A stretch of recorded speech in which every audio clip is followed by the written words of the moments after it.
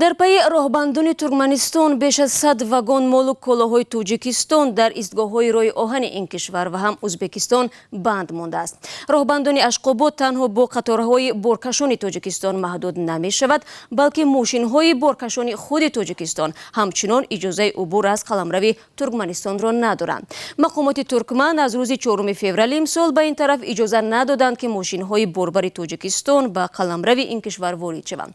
همکارم عبدالله شورف با آموزش این موضوع مشغول بود و حالا با ما در استودیو است و آماده صحبت.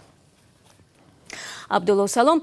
خب نخست درباره این واگن ها بگو در کجا درماندند و در داخلش چه بارها دارد که باید به تاجیکستان برد؟ سلام شهلا. بنابر سنده که روز 12 فوریه دسترسی رادیوی آزادی شد، بنابر قبول نکردن اداره راه آهن ترکمنستان در 7 ایستگاه 108 واگن بارکشی تاجیکستان درمانده است. در این سند گفته می شود واگن ها در ایستگاه های راه آهن ترکمنباشی، سرخس، مری، تلی مرجان، امودریا و کلیف ایستادند. در داخل واگن ها مال و محصولات گوناگون نیازی مردم در تاجیکستان از جمله روغن پخته، قیام شیر، مواد سوزشواری و سنگ مرمر و کوکس، یک اشیای خام ضروری شرکت آلومینیوم تاجیکستان تالکو بوده است.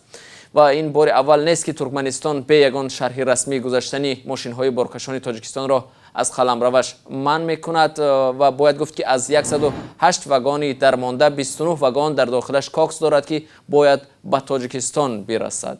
این تنها شماره واگن های است که تا سنه 8 فوریه بنابر راهبندان ترکمنستان درماندند و شماره واگن ها روز به روز بیشتر می شود.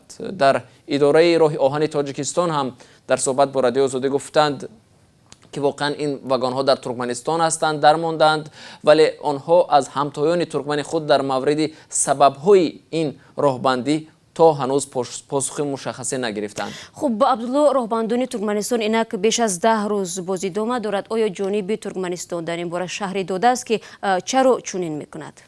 شهلا، جانب تاجیکستان میگوید تا هنوز هیچ پاسخ رسمی از مقامات ترکمنستان دریافت نکردند. دیروز هم سراج الدین محردین وزیر کارهای خارجه گفت در سطح‌های گوناگون به همتایان خود مراجعت کردند ولی تا به حال پاسخی نیست. وزیر گفت تاجیکستان و ترکمنستان عهدنامه شریکی استراتژی امضا کردند و نباید در فعالیت یکدیگر مانع ایجاد کنند. چون ترکمنستان درباره این لب وا نمی‌کند، تنها حدس و گمان ها وجود دارد که چی عامل ها باعث معرکه راهبندان شده میتواند. با گفته برخی از کارشناسان که ما هم صحبت شدیم، احتمالاً اشقابات بنابر چندان میل ظاهر نکردن دوشنبه رسمی در ساختمان راه آهن تاجیکستان، افغانستان، ترکمنستان رنجیده است و دست به راهبندی زد. اما باز هم این یک فرضیه های کارشناسان است و تا به آخر معلوم نیست که سبب اساسی این راهبندی چی بوده میتواند. خب امیدوار میشم که این مشکل حل خود را به زودی پیدا میکند و راننده های توجیک از این عذاب خلاص میشوند. تشکر عبدالله برای صحبت.